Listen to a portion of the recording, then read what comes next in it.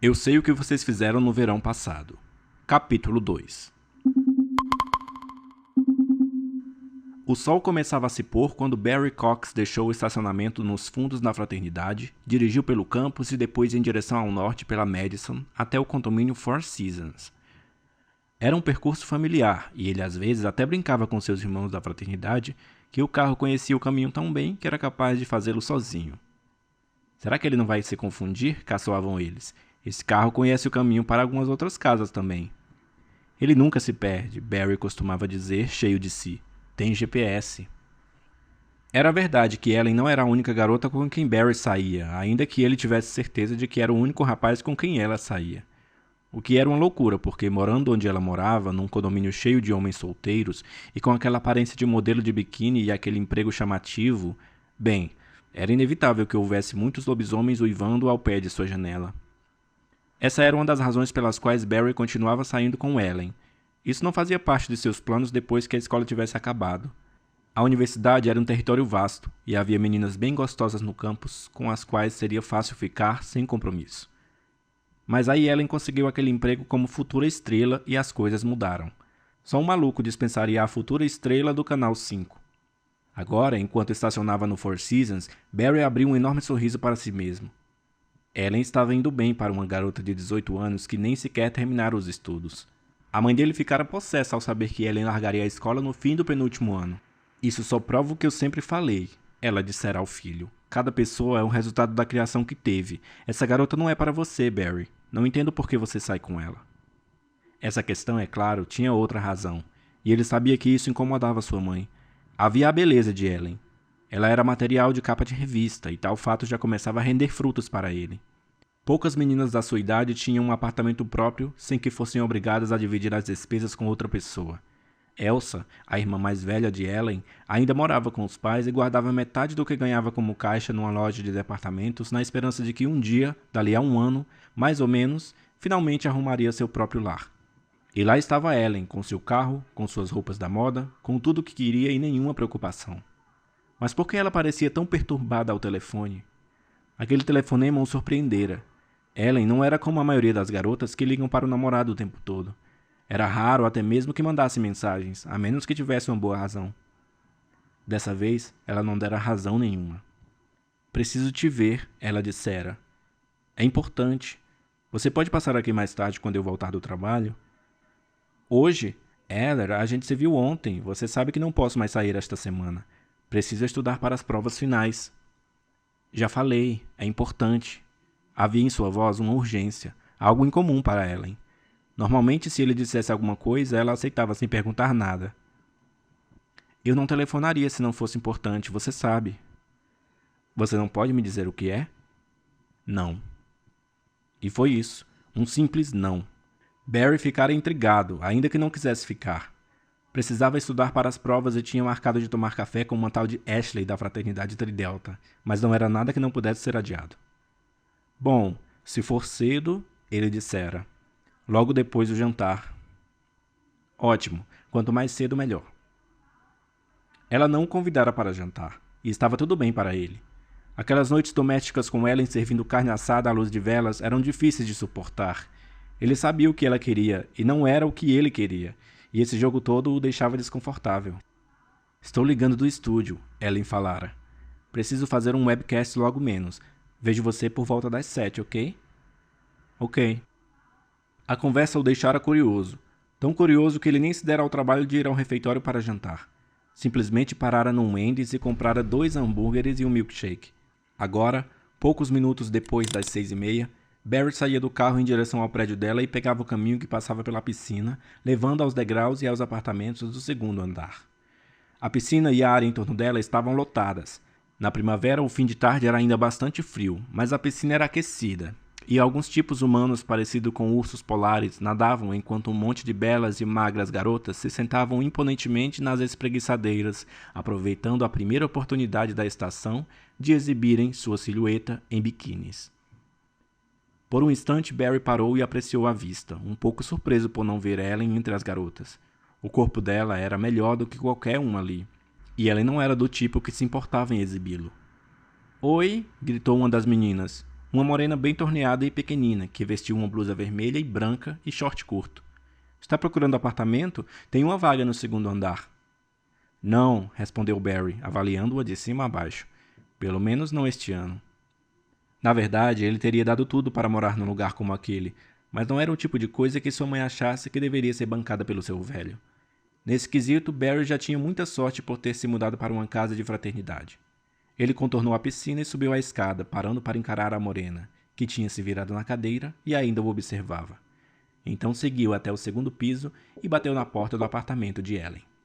Teve de esperar alguns minutos até que ela atendesse, algo que raramente acontecia. A porta se abriu e Ellen surgiu à sua frente. Estava bonita como sempre, o cabelo cor-de-mel puxado para trás e preso com uma faixa dourada, os olhos violeta cuidadosamente sombreados e delineados a fim de deixá-los ainda mais fascinantes.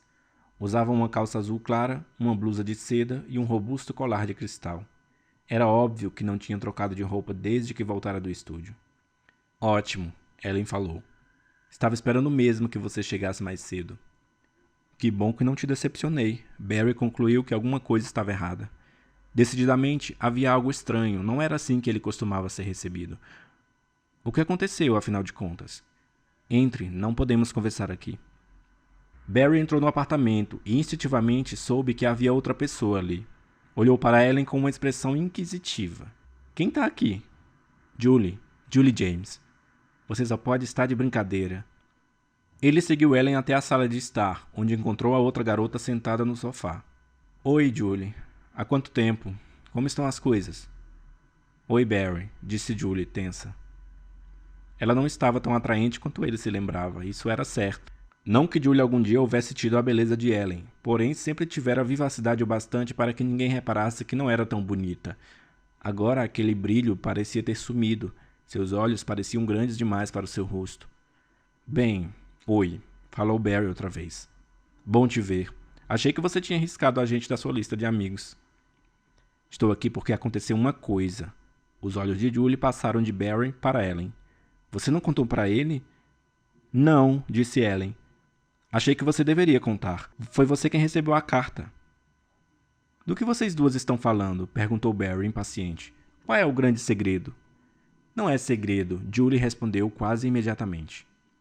Ela apontou para uma folha de caderno que estava sobre a mesa de centro. Por um instante, Barry observou a folha com desdém. Então as palavras foram tomando forma e ele sentiu um nó se formar na garganta. De onde veio isso? Chegou hoje de manhã pelo correio, disse Julie. Simplesmente estava lá, no meio das outras cartas. Não tinha remetente. Eu sei o que vocês fizeram.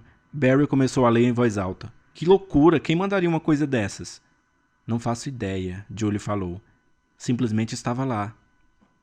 Você comentou sobre isso com alguém? Alguém sabe? Eu não falei nada. Ellen? Barry olhou para ela.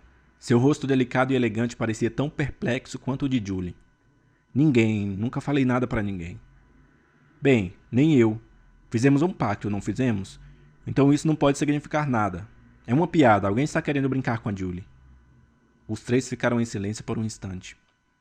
Gritos e risadas subiam da piscina e entravam pela janela aberta. Por um segundo, a morena de vermelho e branco passou pela cabeça de Barry. Queria estar lá fora, ele pensou, com uma cerveja na mão me divertindo com aquele pessoal. Se tem uma coisa de que eu não preciso é lidar com uma situação como esta. Deve ter sido Ray, falou Barry por fim. Só pode ter sido ele. O Ray escreveu isso de sacanagem. Ele não faria isso, disse Julie. Você sabe que ele não faria isso. Eu não sei de nada. Você deu um pé na bunda do cara de repente. Num dia vocês dois estavam grudados. No outro, você não queria nem falar com ele. Pode ser o jeito dele se vingar, te dando um susto.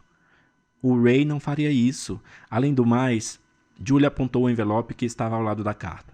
O carimbo é do correio daqui. O último cartão que recebi do Ray veio da Califórnia. Bem, o Ray está na cidade, Ellen falou de súbito. Eu o vi ontem. Viu? Julie virou-se para ela atônita. Onde? Naquele mercadinho em frente ao estúdio, na hora do almoço. Ele estava saindo e eu entrando. Quase não o reconheci. Ele mudou muito. Está bronzeado e deixou a barba crescer. Olhei para trás e ele também estava olhando. Era o Ray, tenho certeza. Ele meio que acenou para mim. Então deve ter sido ele mesmo, concluiu Barry. Que brincadeira mais doentia, o cara deve ter pirado. Não acredito, Julie falou decididamente. Conheço o Ray melhor do que vocês dois e ele não faria uma coisa dessas. Foi ele quem ficou pior quando aquilo aconteceu. Ele não brincaria com isso, não desse jeito. Também não acho que tenha sido ele, concordou Ellen. Ela alcançou o papel e o virou para poder vê-lo melhor. É possível que alguém tenha descoberto, talvez rastreando o carro? Não existe a menor chance, afirmou Barry. Ray e eu passamos um dia inteiro martelando o para-choque para tirar o amassado. Depois a gente pintou o carro e se livrou dele no fim de semana seguinte. Julie, você tem certeza de que não disse nada? Ela indagou. Eu sei quanto você é próxima da sua mãe. Já disse que não falei nada, respondeu Julie. E se tivesse contado à minha mãe, você acha que ela me mandaria uma coisa assim? Não, admitiu Ellen.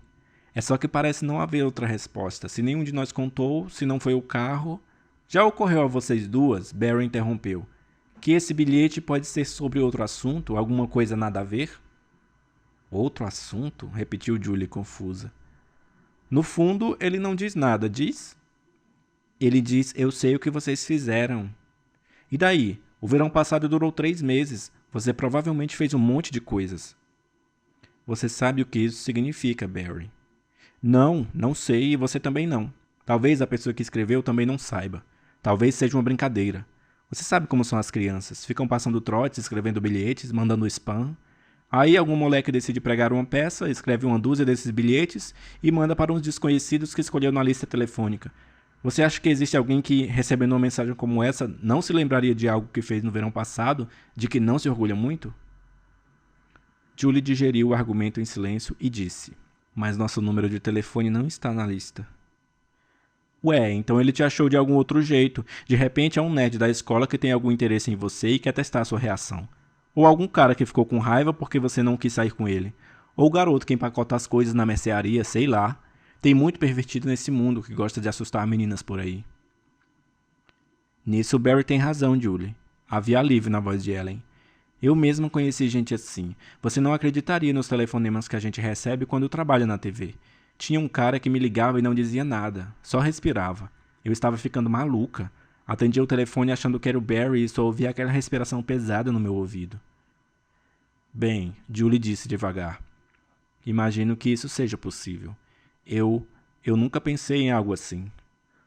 Se aquilo não tivesse acontecido no verão passado e você tivesse recebido esse bilhete, teria imaginado isso, não teria?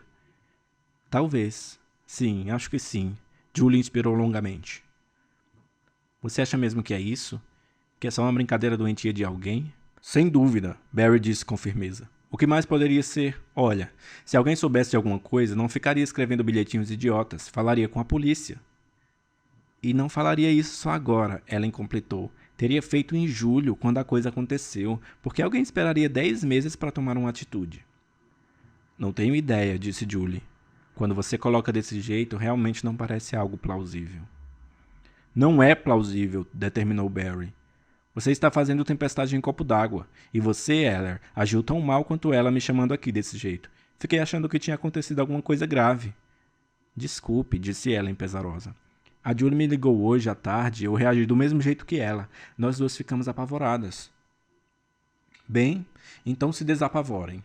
Barry falou e se levantou. O belo apartamento de Ellen, que sempre lhe parecera espaçoso e luxuoso, de repente se tornou sufocante. Preciso ir andando. Por que você não fica um pouco? Sugeriu Ellen. Ainda tenho 1h30 antes de ir para o estúdio. 1h30 que eu não tenho. Falei que essa semana está apertada para estudar. Ele se virou para Julie. Precisa de carona? Posso te deixar em casa no caminho para a universidade. Não, obrigada, disse Julie. Estou com o carro da minha mãe. Não quer ficar, Julie? Ellen perguntou. Faz séculos que a gente não conversa. Deve ter muita coisa para botarmos em dia. Outra hora, pode ser? Tem um encontro às 8. Fica tranquila então, comentou Barry. Foi bom te ver. E voltando-se para Ellen, a gente se fala, Eller. Quer fazer alguma coisa na segunda? É o Memorial Day e sempre dão alguma festa por aqui. Depende de quanto eu vou conseguir estudar no fim de semana. Eu te ligo, prometo. Ellen começou a se levantar para levá-lo até a porta, mas Barry fez um gesto para que ela se sentasse. A última coisa que queria naquele momento era uma afetuosa cena de despedida na frente de Julie. Ele saiu, deixando as duas meninas sozinhas, desceu os degraus e passou de novo pela piscina. As luzes subaquáticas já estavam ligadas e a multidão de exibicionistas diminuíra um pouco. A interminável festa que sempre começava em volta da piscina nas noites de sexta havia se dividido, como de costume, em diversas festas menores, a maioria das quais passara à privacidade dos apartamentos. As lamparinas bruxuleavam ao longo da passagem e a folhagem das plantas farfalhava levemente à suave brisa do anoitecer. Barry entrou no carro e girou a chave na ignição. Em algum lugar do estacionamento, outro motor foi ligado. Em silêncio, Barry deixou o carro rodar lentamente. Não viu nenhum movimento entre as fileiras de carros estacionados. Coincidência, disse impacientemente a si mesmo. Estou tão tenso quanto aquelas duas malucas. Ligou os faróis, engatou a marcha, saiu do estacionamento e entrou na Madison Avenue. Dirigiu devagar até o campus, ocasionalmente olhando o retrovisor. Viu luzes atrás dele, mas era o início de uma noite de sexta-feira, horário em que sempre tinha muito trânsito nas ruas. Quando Barry virou na Campus Drive, o carro de trás também virou.